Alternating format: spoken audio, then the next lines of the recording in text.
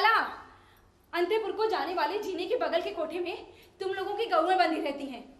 मैं गवई गांव की बेटी जिस दिन पहली बार इस घर में आई, उस दिन इतने बड़े शहर में मुझे वो दुगाए और उनके 3 बछड़े चिर परिचित आत्मीय जान पड़े। मैं जब तक वहां रही खुद ना खाकर छिपा छिपा कर उन्हें खिलाती रही। गाय बछड़ों के प्रति मेरी ऐसी प्रत्यक्ष ममता देखकर मेरे साथ हंसी मजाक भी कम ना हुआ। संदेह में सब पूछ ही बैठते, कहां से, कौन सा गोत्र।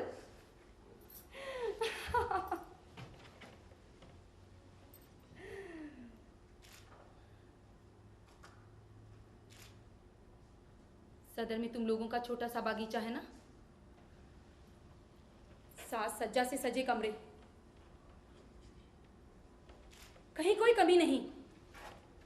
घर के भीतरी भाग में जच्चा घर, पश्मीने के काम की उल्टी परत, वहां सब खुला उगड़ा पड़ा है, कोई लज्जा कोई शर्म नहीं।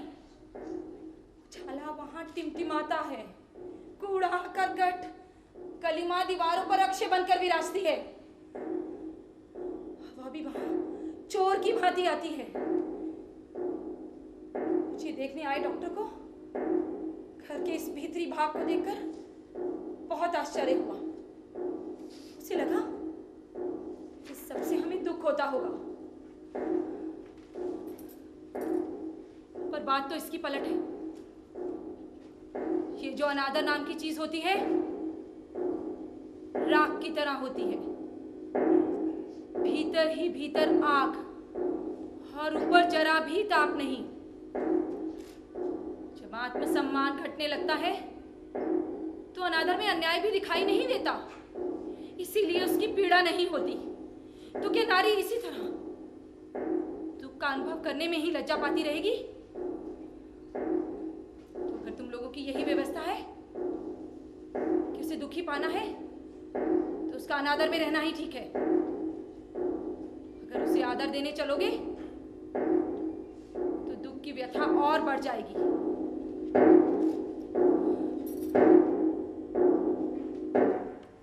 तुम मुझे चाहे जैसे रखते रहे, मुझे दुख है कि ये बात कभी मेरे ख्याल में भी ना आई। जच्चा घर में भी जब मौत मेरे सिर पर मंडरा रही थी तब भी मुझे डर नहीं लगा। सोचती हूं आखिर हमारा जीवन क्या है कि हमें मौत से डरना पड़े।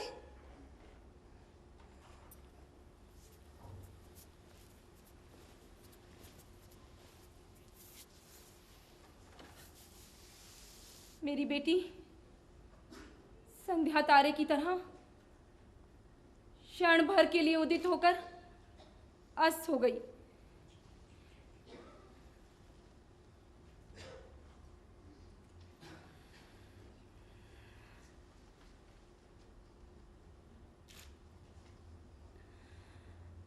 मेरा जीवन आखिर तक इसी तरह जैसे तैसे कट जाता और आज तुम्हें यह सब लिखने की जरूरत ना पड़ती।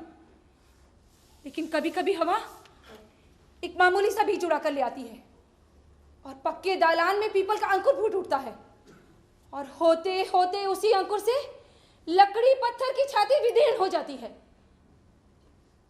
मेरी गृहस्थी की पक्की व्यवस्था में भी जीवन का ऐसा ही एक छोटा सा कण न जाने कहां से उड़कर आ गया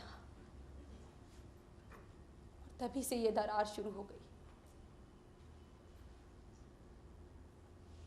बिंदु, बिंदु, बिंदु, बिंदु, बिंदु, बिंदु, बिंदु, बिंदु।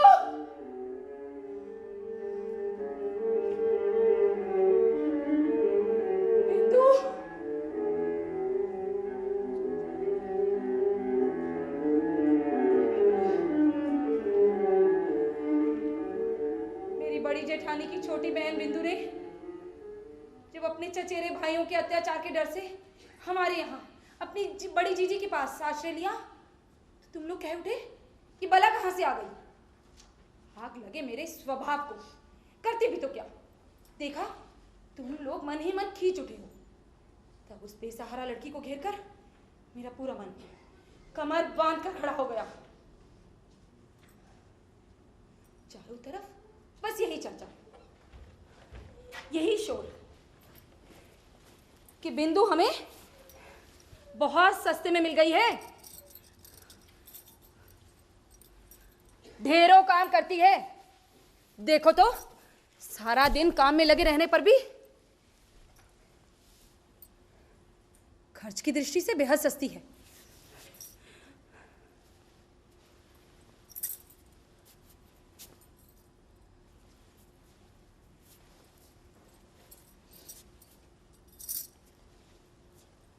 मैं बिंदु को अपने कमरे में ले आई तो बड़ी जीजी कहने लगी, मंजली बहू गरीब घर की बेटी का दिमाग खराब कर डालेगी। पर मन ही मन भी सोचती थी कि चलो जान बची। बिंदु डरती डरती मेरे पास आई, मानो अगर मेरी देह उसे छू जाएगी तो मैं सह नहीं पाऊंगी, मानो उसे इस संसार में जन्म लेने का कोई अधिकार ही ना था। उसके चचेरे भाइयों ने उसके पिता के यहाँ उसके लिए एक भी कोना ऐसा ना छोड़ा था जहां पर वो फालतू सामान की तरह पड़ी रह सके। फालतू सामान को तो फिर भी घर के आसपास कूड़े के ढेर पर जगह मिल ही जाती है, क्योंकि मनुष्य उसे रखकर भूल जाता है। लेकिन ऐसी लड़की जिसकी किसी को जरूरत नहीं, उसे भूलना भी कठिन होता है। इसीलिए उसके लिए कूड़े के ढेर पर भी जगह नहीं होती।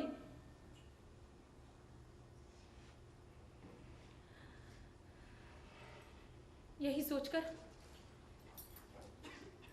मैं बिंदु को अपने कमरे में ले आई।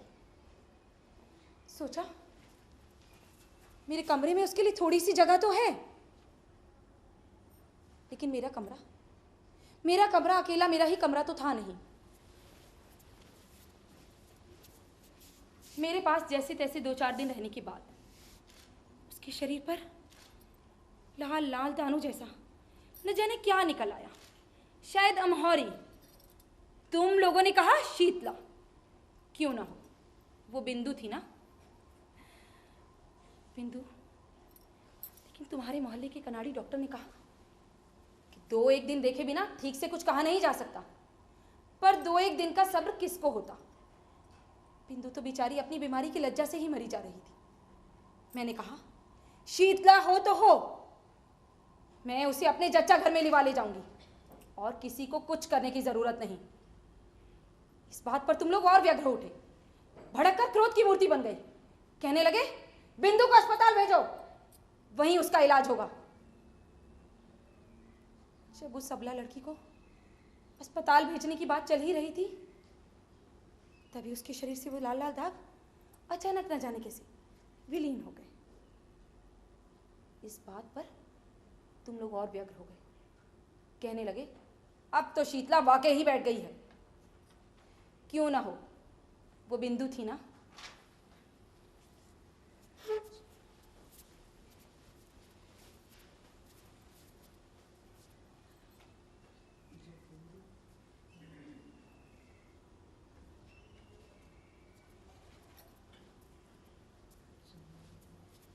जब बिंदु का मन पक्का हुआ तो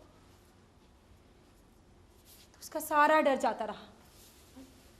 वो मुझसे इतना स्नेह करने लगी कि मुझे उसके इतने स्नेह से डर लगने लगा।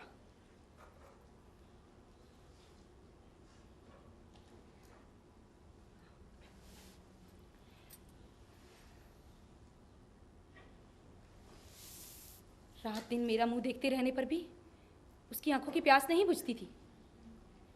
कहती जीजी